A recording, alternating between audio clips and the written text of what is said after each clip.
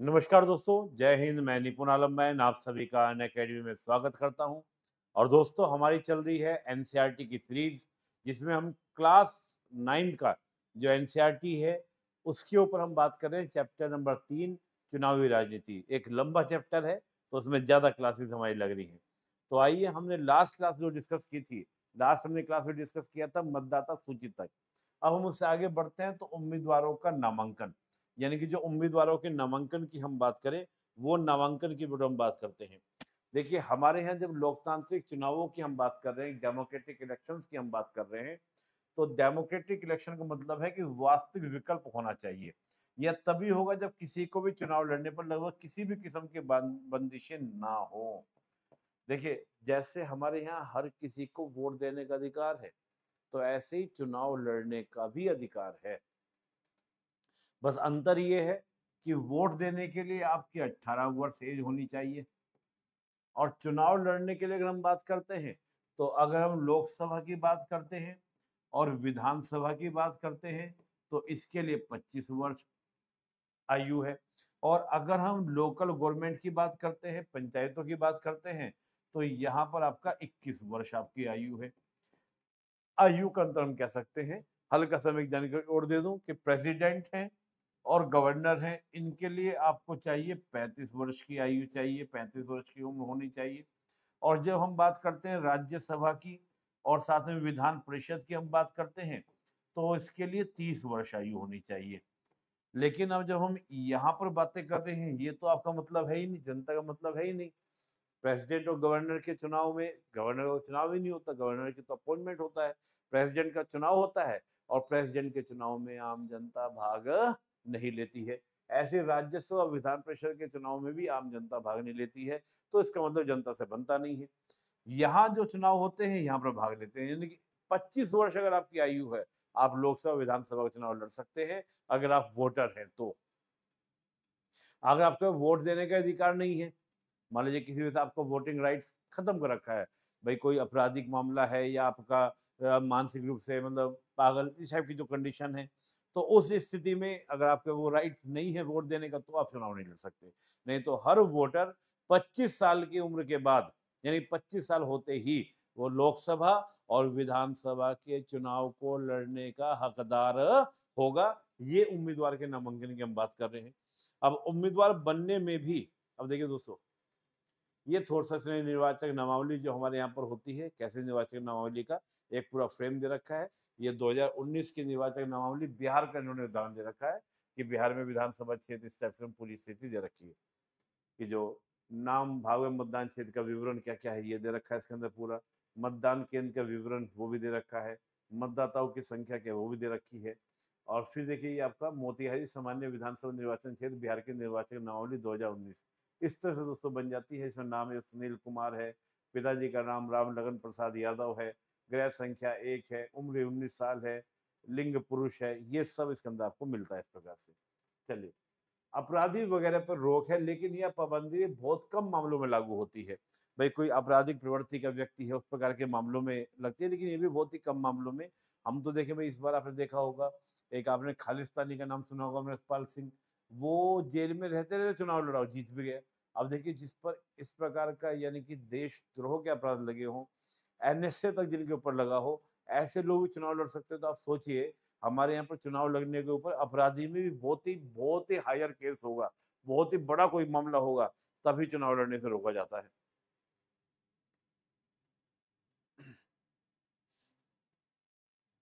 चलिए, राजनीतिक दल अपने उम्मीदवार मनोनीत करते हैं, जिन्हें पार्टी चुनाव चिन्ह और समर्थन मिलता है। वो पार्टी के मनोनयन बोलचाल की भाषा में उसको टिकट कहते हैं। भाई, या तो कोई व्यक्ति क्या करता है, पार्टी से क्या करता है, पार्टी से टिकट लेता है। और जब वो पार्टी, तो पार्टी दोस्तों क्या करती है, टिकट देती है उम्मीदवारों को। अब जैसे कोई पार्टी है, बीजेपी है, बीजेपी से कोई चुनाव लड़ना चाहता है, टिकट लेना चाहता है, उसको टिकट कहा जाता है कि भाई मेरी पार्टी का उम्मीदवार ये है, उसको हम बोलते हैं टिकट मिल गया, इसको टिकट मिल गया। लेकिन अगर किसी व्यक्ति को टिकट ना मिले, जैसे कोई बीजेपी से नहीं मिला, कांग्रेस से नहीं मिला, या हो सकता है किसी विचारधारा में उसकी इच्छा ना हो, बहुत से जिसको निर्दलीय बोलते हैं, तो निर्दलीय भी चुनाव लड़ सकते हैं, जिनको पार्टी का टिकट ना मिले या पार्टी की विचारधारा समर्थन ना करते हो, सपोर्ट ना करते हो। बहुत से लोग ऐसे हैं, हम देखते हैं कि बजरंग मैं नाम मिस कर रहा हूँ, राजस्थान के हैं, हालाँकि उनकी तो पार्टी भी है। ऐसे बहुत से लोग आपको देखने को मिलेंगे जो निर्दलीय आते हैं, यानी कि जिनका किसी पार्टी से कोई भी लिंक नहीं होता, निर्दलीय चुनाव लड़ते हैं और चुनाव जीतते भी हैं।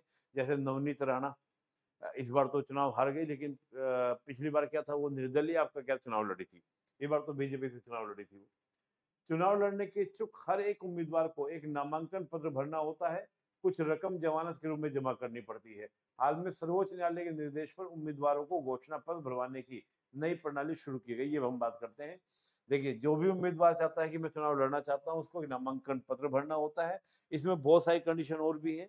जब मैं अपनी प्लस क्लासेज, हम फाउंडेशन क्लास लेते हैं, वहाँ मैं सारी कंडीशन बताता हूँ कि 10 लोगों के सिग्नेचर चाहिए होते हैं, उसी क्षेत्र संबंधी जो जहाँ से आपको चुनाव लड़ना है, तो बहुत सारी कंडीशन यहाँ पे अप्लाई होती है। लेकिन अभी हम लोग बेसिकली एनसीईआरटी की बात करें, तो एनसीईआरटी में जितना लिखा हम उतनी बातें करेंगे। तो नामांकन पत्र भरना होता है, एक जमानत राशि जमा करनी होती है। इसमें भी क्या होता है कि अगर बहुत ही कम वोट मिलते हैं, तो अगर बहुत ही कम वोट मिलते हैं तो उसमें जमानत राशि जब्त हो जाती है। हालांकि बहुत बड़ा रकम जमानत राशि की नहीं होती, लेकिन वो जब्त होना तो उसको एक बड़ा इंसल्टिंग माना जाता है, इसमें जमानत ही जब्त हो गई, तो वो बात इसमें कही जाती है। सर्वोच्च न्यायालय ने निर्देश दिया था, निर्देश क्या था कि जितने भी उम्मीदवार चुनाव लड़ने के लिए खड़े हो रहे हैं, उनको अपनी संपत्ति का ब्यौरा देना होगा। इसमें बहुत सारी कंडीशन है, केवल अपनी संपत्ति का ब्यौरा नहीं, अपने स्पाउस का भी, यानी कि कोई पति लड़ रहा है चुनाव तो पत्नी का भी, पत्नी लड़ रही है तो पति का भी। अपने अपराध का ब्यौरा देना पड़ेगा, कितने केस चल रहे हैं, कितनी सजा काटी है, वो सब भी प्रावधान आपको देने पड़ेंगे, ताकि जनता जान सके कि जो उम्मीदवार उनके सामने खड़ा है वो क्या है, कितना चरित्र उसका कैसा है, कैसा नहीं है, वो सब जानने का उसको अधिकार है। और सारे विवरण से उम्मीदवार के खिलाफ चल रहे गंभीर आपराधिक मामलों का विवरण, उम्मीदवार और उसके परिवार के सदस्यों की संपत्ति, देनदारियों का विवरण, एसेट कितनी है, लायबिलिटीज कितनी है, वो उम्मीदवार की शैक्षिक योग्यता क्या है, ये सब डेटा आपको देना होगा सुप्रीम कोर्ट के दिशा निर्देश के अनुसार। इन सूचनाओं को सार्वजनिक किया जाता है। आप चाहें तो जो हमारे चुनाव आयोग है, मैंने कई बार देखा, कहीं जैसे उम्मीदवार थे, उम्मीदवार के अलावा मैं तो कहता हूँ देखना भी चाहिए, हालांकि अभी इतनी जागरूकता नहीं है। आप निर्वाचन आयोग की वेबसाइट पे जाइए, जितने भी इस समय आपके सांसद हैं या विधायक हैं, उनका ब्यौरा ऑलरेडी अवेलेबल है। जब उम्मीदवार जाते हैं तो उनका भी पूरा ब्यौरा अवेलेबल होता है। उसको देखकर भी हमको आइडिया लग सकता है कि कौन उम्मीदवार कैसा है और किसको हमको वोट करना चाहिए, किसको वोट नहीं करना चाहिए। सूचनाओं को सार्वजनिक किया जाता है और मतदाता उम्मीदवारों को खुद अपने सूचना के आधार पर अपने फैसले करने का मौका भी मिलता है। सामान्य सिंपल सी बात है कि भाई आपका लोगों को अवेयरनेस होनी चाहिए, लोगों को पता होना चाहिए कि हमारा उम्मीदवार क्या है, इसलिए यानी कि इससे क्या मतदाता जो जागरूक हो।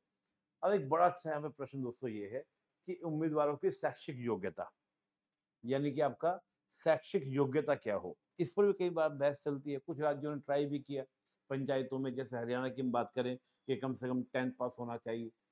तो अगर हम इस प्रकार से तय करेंगे, इस पैराग्राफ में ये समझाने का प्रयास किया गया है कि देखिए, उम्मीदवार बनने के लिए, प्रतिनिधि बनने के लिए बहुत पढ़ाई लिखाई की जरूरत नहीं है कि हम उम्मीदवार के लिए कंडीशन लगा देंगे, कम से कम उसका ग्रेजुएट होना चाहिए, पोस्ट ग्रेजुएट होना चाहिए, इंटरमीडिएट होना चाहिए।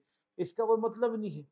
लोकतंत्र में क्या बात है, लोकतंत्र में सिंपल सी बात है, वह प्रतिनिधि जो जनता की बात को उठा सके, जनता की समस्याओं को समझ सके, जनता की समस्याओं का समाधान कर सके। और मान लो अगर योग्यता का मापदंड हो गया, तो इसमें ये बताया गया है एक बड़ी संख्या में, मतलब एक बड़ी संख्या की हम बात करें, इसमें बताया गया है कि बड़ी संख्या की हम बात करते हैं तो तकरीबन 90 से 90% से ज्यादा उम्मीदवार चुनाव ही नहीं लड़ पाएंगे, स्थिति ये हो जाएगी।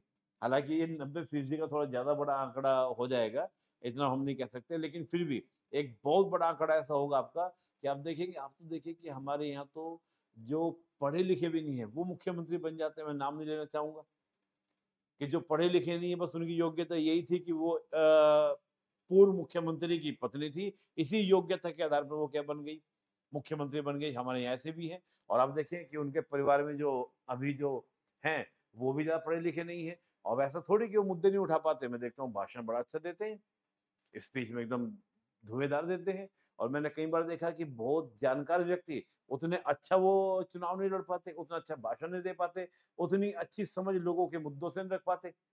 और कई बार ये भी होता है कि पढ़े लिखे व्यक्ति, जैसे अभी हम एक बात करें, बिहार में एक नेता को आप देखेंगे काफी अच्छा वो काम करे, मैं नाम नहीं लेना चाहूंगा उनका, क्योंकि नाम लेने से थोड़ा सा दिक्कत होती है, लेकिन आप जान रहे हैं, पढ़े लिखे हैं, एजुकेटेड हैं, जा जाके बातें भी कर रहे हैं। कहीं पर ऐसे देखेंगे आप पढ़े लिखे व्यक्ति पूरे सिस्टम को एकदम क्या कर देते हैं, हाईजैक करने का प्रयास करते हैं, जेलों में चले जाते हैं। तो ये चीज़ें आपको देखने को मिलेगी ना कि हर तरह का आपको देखने को मिलेगा। तो एजुकेशन जो है, एजुकेशन एक आधार नहीं होता। देखिए सिंपल सी बात, अगर शिक्षा डिग्री की प्रासंगिकता हो भी तो जिम्मा लोगों पर छोड़ देना चाहिए कि शैक्षिक योग्यता को कितना महत्व देते हैं। इंटरेस्टिंग बात है। भाई मान लीजिए आपने अगर किसी को, ये तो आपने ब्यौरा दे ही दिया ना सुप्रीम कोर्ट के आदेश से कि कौन कितना शैक्षिक है, किसने कितने एजुकेशन ली हुई है। अब ये लोग तय करेंगे कि हमको एजुकेटेड चाहिए या अनएजुकेटेड हमें बंदा चाहिए।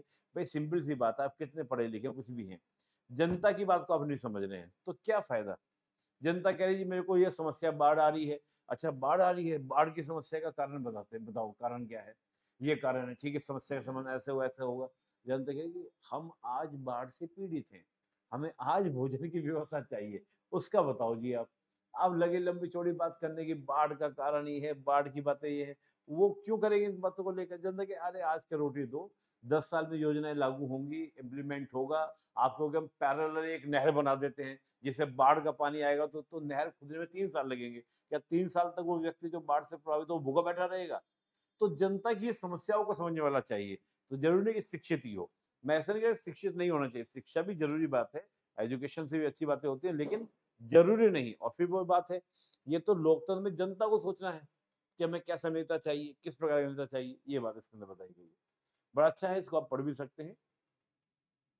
और देखिए इसमें एक बड़ी अच्छी बात ये भी कही गई है, देखिए आप हम किसी भी क्षेत्र में देखें, अब जैसे आप क्रिकेट में देखिए, खेल में देखिए, सचिन तेंदुलकर साहब को देखिए, 10वीं पास है, केवल 10th पास आउट है, लेकिन अच्छे खिलाड़ी हैं। भारत रत्न तक मिला हुआ है।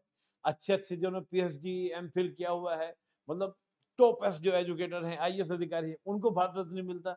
वो 10वीं पास बंदा क्या अपने पास में भारत रत्न लेकर आ गया, तो क्या उसको पढ़ाई-लिखाई क्या दे देगी इसको? राज्यसभा का मेंबर भी बन गया सचिन तेंदुलकर को, क्या चाहिए भाई? ठीक है ना? हर चीज़ में आप देखिए, फ़िल्मी कलाकारों में आप देखिए। और मैं तो कई बार जब बोलता हूँ कि पढ़े-लिखे की बात हम करते हैं, कबीरदास तो पढ़े-लिखे नहीं थे, सुकरात पढ़े-लिखे नहीं थे, ये लोग पढ़े-लिखे नहीं थे। क्या लेकिन क्या जानकारी, क्या ज्ञान था इनके पास में। आज भी हम देखें कबीरदास को पढ़े बगैर मैं मानता हूँ कि कोई अपना हिंदी साहित्य से अगर पीएचडी करना तो नहीं कर पाएगा। और कबीर को हम लोग पढ़ते आए हैं बचपन से, काकर पात जोड़ के, क्या मतलब कितने समाज सुधारक जैसी बातें उन्होंने अपने दोहों में बोल दी है। क्या सुंदर-सुंदर दोहे उन्होंने बोले हैं। यस और नो? तो ज़रूरी नहीं कि एजुकेशन में मापदंड हो, समझदार होना ज़रूरी है। और समझदारी शिक्षा से अलग है। समझदारी शिक्षा से अलग होती है। शिक्षित व्यक्ति ज़रूरी नहीं कि वो समझदार हो। अनपढ़ व्यक्ति भी समझदार हो सकता है। जो जनता की बात को समझता है, उसमें समझ होगी जनता की प्रॉब्लम्स क्या हैं। और आप देखिए जो एथिक्स आपके यहाँ टॉपिक है, वहाँ पे इस बात को पढ़ते भी हैं हम, कि एजुकेशन होना एक अलग बात है, समझदार होना एक अलग बात है। चलिए, तो भारत के चुनाव प्रणाली कुछ विशेषता, कुछ सिद्धांत दिए गए। जैसे हम देखें, सिद्धांत सार्वभौम विवेश मताधिकार हमारे यहाँ पर है, बिल्कुल सही ये सिद्धांत है। कमजोर वर्गों को प्रतिनिधित्व, हमने एससी एसटी प्रतिनिधित्व की हमने बात की। खुली राजनीतिक प्रतिद्वंदिता है, हर कोई चुनाव लड़ सकता है। एक मत एक मोल, ये बात दी गई है। चुनाव प्रणाली की विशेषता क्या है कि हर चुनाव क्षेत्र में लगभग बराबर मतदाता। ये आपने देखा कि जनसंख्या बढ़ती, परिसीमन आयोग, परिसीमन बनाया जाता है, परिसीमन किया जाता है। 18 वर्ष से ऊपर के सभी को मताधिकार मिलता है। जो 18 वर्ष से ऊपर के हैं उनको सबको वोटिंग राइट्स मिलता है। सभी को पार्टी बनाने, चुनाव लड़ने की आजादी मिलती है, सभी को आजादी है। अनुसूचित जाति सीटों का आरक्षण, ये सब आपने इसमें देखा। चलिए अब हम बात करते हैं चुनाव अभियान की। चलिए अब हमने सब कुछ समझ लिया, वोटिंग लिस्ट भी जान ली, उम्मीदवारों का नामांकन भी हो गया। अब हम बात करेंगे चुनाव के अभियान कैसे हुए, चुनाव होते कैसे हैं। आइए चुनावी अभियान की बात करें। चुनावों का मुख्य उद्देश्य लोगों को अपनी पसंद के प्रतिनिधियों, सरकार और नीतियों को चुनाव करने का अवसर देना है। चुनाव का मकसद यही है कि जो लोगों के प्रतिनिधि हैं, जो लोगों की पसंद है, जो लोगों की क्या है, जो चॉइसेस है, उसको क्या है आपको देना है, मौका देना है कि भाई आपकी चॉइसेस पूरी की जाए। इसलिए कौन प्रतिनिधि बेहतर है, कौन पार्टी अच्छी है, सरकार देगी या अच्छी नीति कौन सी है, इस बारे में स्वतंत्र और खुली चर्चा भी बहुत जरूरी है। चुनाव अभियान के दौरान यही होता है। जब हम चुनाव अभियान होता है, देखिए अब टीवी पे डिबेट शुरू हो जाती है। यहाँ तक कि अब तो टीवी चैनल ये तक करते हैं कि जगह जगह जाकर क्या करते हैं, वहां पर अपना नेता बैठ जाएंगे, दोनों पार्टी के जो उम्मीदवार है, तीनों पार्टी, चारों पार्टी के जो उम्मीदवार हैं वो बैठ जाएंगे, सामने जनता बैठ जाएगी, टीवी पे टेलीकास्ट चल रहा है, वो चर्चाएं होती हैं। चुनाव अभियान के समय जगह-जगह जाके जो पॉलिटिकल पार्टीज़ के लोग हैं, स्टार प्रचारक होते हैं, जैसे पीएम हैं, सीएम हैं, वो सब भी जा-जाके, इसके अलावा जो आपके फ़िल्मी कलाकार हैं, जो मतलब काफ़ी प्रभावशाली चेहरे हैं, उनको भी चुनाव अभियान में बुलाया जाता है। जनता के सामने रैलियाँ होंगी, बातें रखी जाएँगी, हमने ये किया, अगर हम आए तो हम ये करेंगे, 1 लाख रुपया दे देंगे, 2 लाख रुपया दे देंगे, ये दे देंगे, वो दे देंगे, सब बातें शुरू होती हैं उसमें पूरी। वो यही होता है कि ताकि जनता क्या करे, डिस्कशंस करे। और ये डिस्कशन भी क्या करते हैं, ये डिस्कशन ही एक लोकतांत्रिक प्रक्रिया को क्या करते हैं, ताकतवर बनाते हैं। चर्चा, लोकतंत्र का क्या है, वाद विवाद और संवाद, डिस्कशन, परिचर्चाएं, यही लोकतंत्र का आधार है। हिंसा लोकतंत्र में नहीं होती है।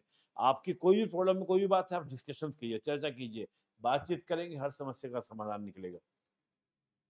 हमारे देश में उम्मीदवारों की अंतिम सूची की घोषणा होने और मतदान की तारीख के बीच आमतौर पर 2 सप्ताह का समय चुनाव प्रचार के लिए दिया जाता है, यानी कि अंतिम सूची।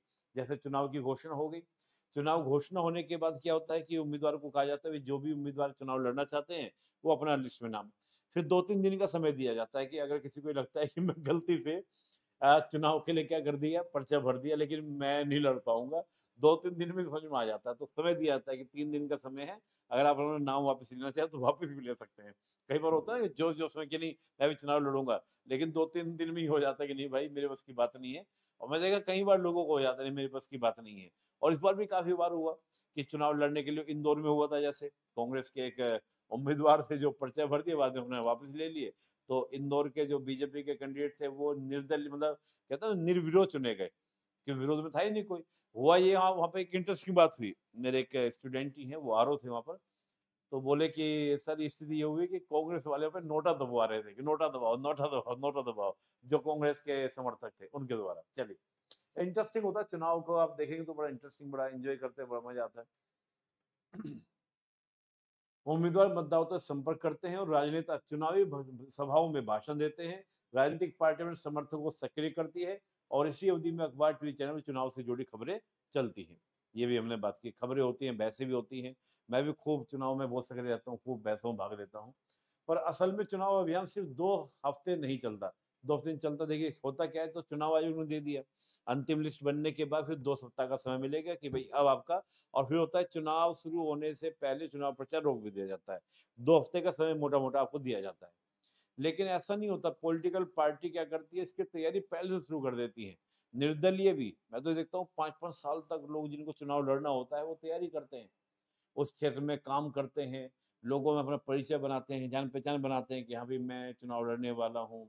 ऐसा तो नहीं बोलते, लेकिन बहुत सारे कामों में लग जाएँगे, जैसे कुछ आयोजन होगा उसमें सक्रिय भागीदारी लेंगे। हर तरह से वो अपने एक्टिविटी वहाँ पे चला देते हैं।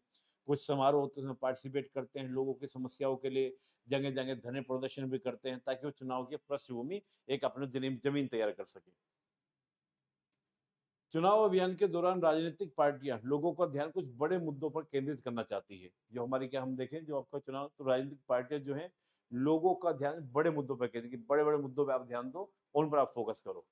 वे लोग इन मुद्दों को आकर्षित करते हैं और पार्टियां अपने पक्ष में वोट देने के लिए कहती हैं, आइए विभिन्न चुनाव के विभिन्न दलों द्वारा उठाए गए कुछ सफल नारों पर गौर करें।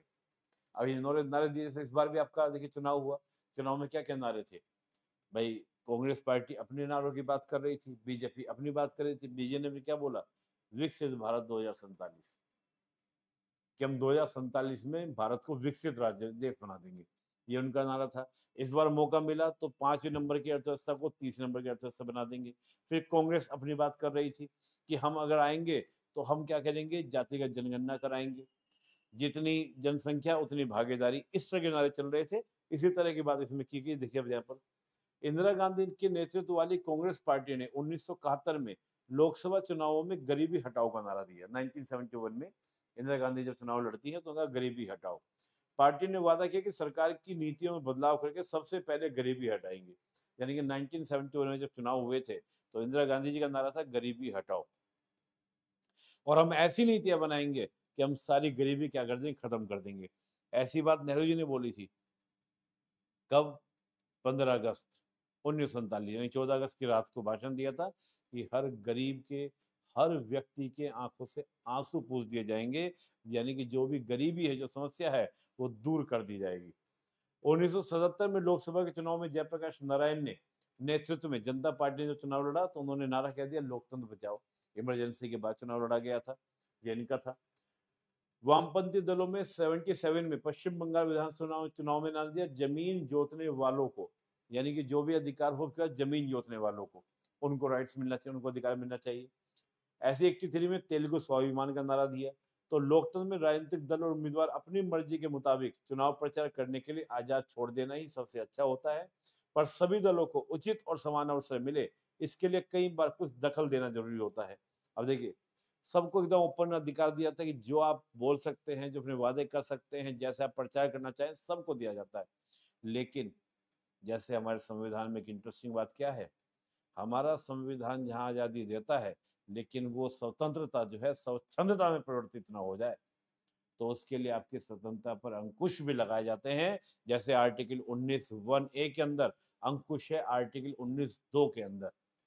तो इसी तरह, तो जब आपका कुछ दखल दे चुनाव में, कानूनों के अनुसार कोई भी उम्मीदवार या पार्टी ये सब काम नहीं कर सकते। क्या क्या? कि मतदाता को प्रलोभन देना कि भाई वोट दे देना और फिर तुम्हारा हम ध्यान रखेंगे। जैसे मैं कई बार नेताओं को सुनता हूँ ना कि भाई हमारे यहाँ, खुद हमारे नेहरू जी कहते थे कि गरीब की वोट का वैल्यू नहीं होता, 100 रुपए में वोट बिक जाते हैं, 100 रुपए मूल्य होता है। आजकल हम कई बार देखते हो, आप सुनते हुए चुनाव के समय शराब वराब बांटी जाती है, इसके अलावा पार्टी वार्टी दी जाती है, ये प्रलोभन देना। या मैं चुनाव जीत गया तो मैं सब घर में क्या करूंगा, एक एक एसी लगवा दूंगा, एक एक बाइक दे दूंगा, ये प्रलोभन देना। घूस देना, धमकी देना कि अगर मुझे नहीं दिया तो समझ लेना, है ना, वो कर देंगे, ये कर देंगे, ये धमकी देना, इसको रोका गया है। जाति धर्म के नाम पर वोट मांगना कि मुझे तुम जाति, मैं तुम्हारी जाति का हूँ, मैं तुम्हारे धर्म का हूँ, मुझे वोट नहीं दोगे तो किसको दोगे, इस तरह की बातें करना, ये भी रोका गया है। लोकसभा चुनाव में निर्वाचन क्षेत्र में 25 लाख या विधानसभा चुनाव में 10 लाख रुपए से ज्यादा खर्च करना, वो रोका गया है। अब ये मैं आपसे पूछूंगा, आप कमेंट करेंगे, अब ये राशि कितनी है, क्योंकि पुराना एनसीईआरटी में डाटा है 25 लाख और 10 लाख, कि लोकसभा में 25 लाख और विधानसभा में 10 लाख। आप कमेंट करके बताइए, मैं नेक्स्ट लेक्चर में आपको बता दूंगा कितना है कितना नहीं, लेकिन आप एक बार सर्च करके बताइए कि 25 लाख है या कितना है, अब कितना है, बढ़ गया है, ये मैं आपको हिंट दे रहा हूँ। अगर वे इनमें से किसी भी मामले में दोषी पाए गए तो चुने जाने के बावजूद उनका चुनाव रद्द घोषित हो जाता है। जो ये मामले बताए हैं, अगर इनमें किसी में भी दोषी पाए गए तो उनका चुनाव रद्द हो जाएगा। आपको एक केस याद आया होगा, राजनारायण केस। राजनारायण केस यही था कि इंदिरा गांधी जी ने प्रशासनिक मशीनरीज का, जो पूरी मशीनरीज है, उसका मिसयूज किया था चुनाव के लिए, और राजनारायण उनके सामने चुनाव में खड़े हुए थे। इलाहाबाद हाईकोर्ट वो चले गए, मामला कोर्ट में, वो केस जीत भी गए, लेकिन इंदिरा गांधी जी को हटाया नहीं गया। क्यों नहीं? क्योंकि वो पहले क्या कर चुके थे, संशोधन कर चुकी थी। संशोधन था वो 39 हुआ, 39वां संविधान संशोधन। उस संशोधन में ये था कि एक बार प्रधानमंत्री, स्पीकर, कई सारे पद उसमें रखे गए थे। इनका अगर चुनाव हो जाता है तो किसी भी तरीके से उनको हटाया नहीं जाएगा, इसलिए हटाया नहीं गया। नहीं तो चुनाव जीते, वो केस जीते राजनारायण, और प्रमाणित हुआ था कि इंदिरा गांधी जी ने प्रशासनिक मशीनरीज का मिसयूज किया है। तो ये केस बड़ा इंटरेस्टिंग केस था। चलिए, रद्द घोषित इन कानूनों के अलावा हमारे देश की सभी राजनीतिक पार्टियों ने चुनाव प्रचार की आदर्श आचार संहिता को स्वीकार किया है। इनमें उम्मीदवारों को, पार्टियों को ये सब करने की मनाही है। देखिए, आदर्श आचार संहिता, हालांकि ये कोई लीगल प्रोविजंस नहीं है। पहले इसको केरल ने स्वीकार किया, शुरुआत की थी। केरल के बाद फिर हम 90s में देखें तो पूरे देश के अंदर आदर्श आचार संहिता लगती है। ये कोई कानूनी, मतलब कोई कानून नहीं बना हुआ, कोई लॉ नहीं बना हुआ है, सबने आम सहमति से इसको कॉमन कंसेंसस स्वीकार किया हुआ है।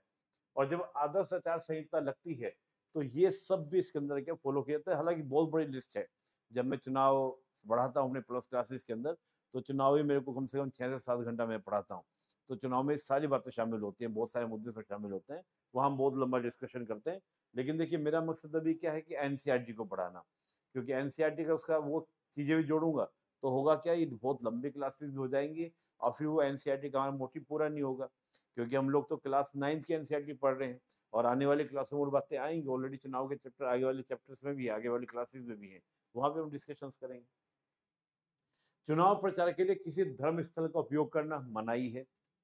सरकारी वाहन, विमान या अधिकारियों का चुनाव में उपयोग करना मनाही है। चुनाव की अधिघोषणा हो जाने के बाद मंत्री किसी बड़ी योजना का शिलान्यास नहीं कर सकते, मनाही है। बड़े नीतिगत फैसले लोगों को सुविधाएं देने के लिए वायदे नहीं कर सकते कि हम चुनाव जीत जाएंगे तो बड़े बड़े वादे कि हम ये करेंगे, हम वो करेंगे, उस तरह के वादों को भी क्या है, मनाही है। मतदान और मतगणना, अब मतदान कैसे होगा और मतगणना कैसे होगी। चुनाव का आखिरी चरण है मतदाताओं के द्वारा वोट देना। इस दिन आमतौर पर चुनाव का दिन निश्चित होता है कि इस दिन क्या होगा, आपका वोटिंग होगा, यानी कि आपका वोट होगा। और देखिए पहले तो क्या होता था, पेपर पे वोट होता था। अब तो उसकी जगह आपका ईवीएम मशीन देखिए दिखाई गई है इसके अंदर, ये ईवीएम मशीन है और ये साथ में वीवीपैट है। वीवीपैट ये बाद में शुरुआत की गई थी कि पर्ची का मिलान की शिकायतें कई बार आती थी कि भाई आपने बटन दबाया, किसी और को चला गया, किसी और को, कि मैं तो हाथ को देके आई थी लेकिन फूल को चला गया।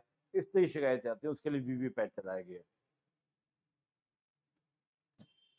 तो मतदाता सूची के नाम वाला हर व्यक्ति अपने इलाके में स्थित मतदान केंद्र पर जाता है, यानी कि जो भी उसके एरिया में मतदान केंद्र होता है वहां पे वो जाता है वोट देने के लिए। और ये क्या होता है, आपका अस्थायी तौर पर स्थानीय स्कूल या किसी सरकारी इमारत में होता है। मतलब ज्यादातर स्कूलों में या कोई भी आपका सरकारी बिल्डिंग होगी, वहां पर आपका मतदान केंद्र होता है, मतदान बूथ होता है। जब मतदाता, तो दोस्तों जब वो व्यक्ति जाता है वोट देने के लिए मतदान केंद्र पर, तो वह चुनाव अधिकारी एक इंक, आपने देखा होगा अगर आप लोगों ने वोट दिया होगा, तो फिंगर पे लगाकर, ये इसी बात का प्रमाण होता है कि भैया आपने वोट डाल दिया, अब दोबारा मत आइयो। ठीक है, ये इसी का एक प्रमाण होता है। तो वोट डालने की अनुमति देते हैं। सभी उम्मीदवारों के एजेंटों को मतदान केंद्र के अंदर बैठने की इजाजत होती है। हालांकि देखिए चुनाव आयोग के अधिकारी होते हैं, सुरक्षा के कर्मचारी वहां पर लगे होते हैं, फोर्स भी लगी होती है।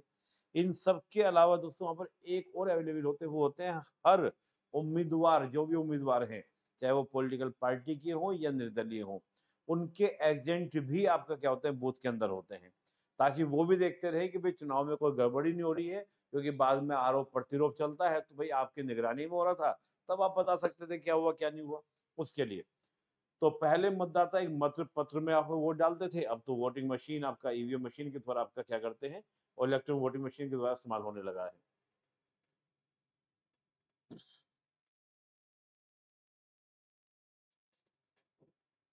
और जब हम ईवीएम मशीन को दोस्तों देखते हैं तो उसमें चुनाव चिन्ह बने होते हैं। निर्दलीय उम्मीदवारों को चुनाव अधिकारी चुनाव चिन्ह देते हैं और उसको मतदाता को उम्मीदवार को वोट देना होता है, जिसमें चुनाव चिन्ह के आगे बटन दबाने पर आप एक बार दबाते हैं तो वो आपका क्या होता है, वोट दर्ज हो जाता है, आपका वोट रिकॉर्ड हो जाता है। ये प्रक्रिया होती है। और मतदान होने के बाद सभी वोटिंग मशीनों को सील बंद करके एक सुरक्षित जगह पहुंचा दिया जाता है, एक सुरक्षित जगह। और फिर एक तय तारीख पर फिर वो आपका कमरा जो है उसकी सील जो होती है वो खुलती है, उसमें फिर आपकी काउंटिंग शुरू होती है। और काउंटिंग में बहुत लंबा समय नहीं लगता। जो भी उम्मीदवार जीतता है, उस उम्मीदवार, जीते हुए उम्मीदवार को जो आरओ अधिकारी यानी जो चुनाव अधिकारी होता है, वो उसको देता है कि हाँ भाई आप चुनाव जीत गए, उसका प्रमाण पत्र मिल जाता है और विजय मिल जाती है। जो हार जाते हैं वो अपना जो ढोल वोल है, मिठाई विठाई ये वहीं पर गिराकर और ढोल को ऐसे ही वापस लेके चले जाते हैं। जो जीत जाते हैं वो ढोल बजाते हुए अपना पूरा जाते हैं। चलिए, हाँ, यहाँ भी दोस्तों मशीनों के साथ खोला जाता है, मतों की गिनती की जाती है। वहाँ भी सभी दलों के एजेंट रहते हैं, दलों के और निर्दलीय सबके एजेंट वहाँ भी रहते हैं, ताकि काउंटिंग में किसी तरह की कोई गड़बड़ी की बात, कोई शिकायत ना हो, काम निष्पक्ष ढंग से हो सके। किसी चुनाव में सबसे ज्यादा वोट पाने वाले उम्मीदवार को विजयी घोषित किया जाता है। इसको हम लोग बोलते हैं, जो भी ज्यादा वोट पाता है वो विजयी होता है। इसको हमारे यहाँ कहा जाता है आम चुनाव में FPPS सिस्टम, यानी कि first pass the post system. जितने भी उम्मीदवार हैं, इसमें जिसको सबसे ज्यादा वोट मिलते हैं वो विजयी होता है। उसको कहा जाता है FPPS system, first pass the post system. आम चुनाव में अमूनन हम बात करें तो सभी निर्वाचन क्षेत्र में मतगणना एक ही तारीख पर होती है। टीवी चैनल, रेडियो, अखबारों के लिए एक बहुत बड़ा अवसर होता है। हम देखते हैं पूरे दिन डिबेट चलती है, कौन आगे चल रहा है, कौन पीछे चल रहा है, 1000 वोट से आगे चल रहा है। फिर दूसरे एरिया की सीटें, वो ईवीएम मशीन खुली तो फिर उसमें वो आगे आगे, ये पूरे दिन का एक प्रक्रिया होती है। बड़ा इंटरेस्टिंग, लेकिन घंटों में परिणाम मालूम हो जाते हैं और कौन अगली सरकार बनाने जा रहा है ये आपका स्पष्ट हो जाता है। यहाँ दोस्तों एक थोड़ा सा एक गुलबर्गा लोकसभा निर्वाचन क्षेत्र है जम्मू कश्मीर का, आपका ये है। इसमें 2014 के चुनाव का परिणाम दिखाया हुआ है कि वहां पर जो DG सागर थे, जनता दल से थे, उनको इतने वोट मिले थे। फिर मल्लिकार्जुन खड़गे को इतने मिले थे। इस तरह से आपका गुलबर्गा, ये जम्मू कश्मीर का नहीं है, ये कहीं और का मैं नाम मिस कर रहा हूँ। तो यहाँ से आपका क्या 2014 का ही आपका परिणाम इसमें दिखाया गया है। चलिए, और एक बड़ा इंटरेस्टिंग बात है, यहाँ पर एक बात ये भी बताई गई है कि हमारे देश में क्या कई बार कहा जाता है चुनाव बड़े महंगे होते हैं, क्योंकि हम देखें जो 2014 का चुनाव हुआ, सॉरी, तो लोकसभा 2014 के चुनाव में हम देखें तो सरकार ने करीब 3,500 करोड़ रुपए खर्च किए, और अगर हम सभी जितने पार्टी उम्मीदवार खर्चा जोड़ दें तो वो करीब 30,000 करोड़ खर्चा हुआ। तो यानी कि प्रत्येक मतदाता पर 500 रुपया। 2019 में तो और ज्यादा खर्चा बताया जाता है, 24 में और भी ज्यादा खर्चा हुआ। तो कहा जाता है कि भाई इतना ज्यादा खर्चा चुनाव में करना, और ये भी किसकी जेब से पैसा जाता है? टैक्स पेयर की जेब से पैसा जाता है। तो इतना हैवी खर्चा क्यों करते हैं चुनाव में? इतने महंगे खर्चे क्यों किए जाते हैं? इतने महंगे खर्चे नहीं होने चाहिए। चुनाव को कुछ अलग सिस्टम बनाया जाए, कुछ तरीका बनाया जाए जिससे इतना खर्चा ना हो, जो टैक्स पेयर का पैसा जाता है वो बचे। लेकिन देखिए इसमें एक इंटरेस्टिंग बात देखिए बोली गई है कि जब हमने 2005 में फ्रांस से परमाणु पनडुब्बियां ली, 6 परमाणु पनडुब्बियां, तो हमने 3,000 करोड़ रुपए उनको दिए। फिर हम देखें दिल्ली में जब 2010 में राष्ट्रमंडल कॉमनवेल्थ गेम हुए थे, उसमें 20,000 करोड़ का खर्चा हुआ था। तो देखिए अब क्या था, जब देश का, मैं छोटा सा एग्जाम्पल दिया, हमने पनडुब्बी का एग्जाम्पल दिया, फिर राफेल का जो समझौता हुआ, तो जब इतने बड़ा बजट किसी देश का बनता हो, इतना ज्यादा उसका खर्चे होते हो, तो वहां पर चुनाव जो है वो निष्पक्ष होने चाहिए, पारदर्शी होने चाहिए, तभी वो क्या है चुनाव का सार्थक है। नहीं तो इतना सारा बजट अगर भ्रष्टाचार की भेंट चढ़ जाएगा तो फिर बड़ी दिक्कत होगी।